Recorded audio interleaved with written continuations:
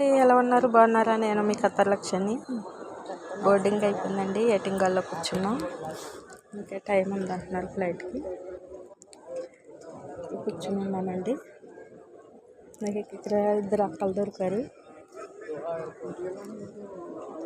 ఇది అక్క, ఇది అక్క, ఇద్దరు దొరికారు నాకు తెలుగు వాళ్ళు. సరేనా,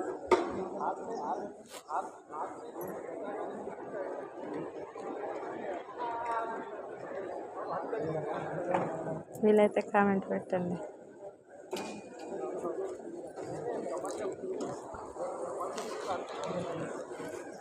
టైం అవుతున్నట్టు ఉందండి, టైం అవుతుంది, రెడీ అవుతున్నారు.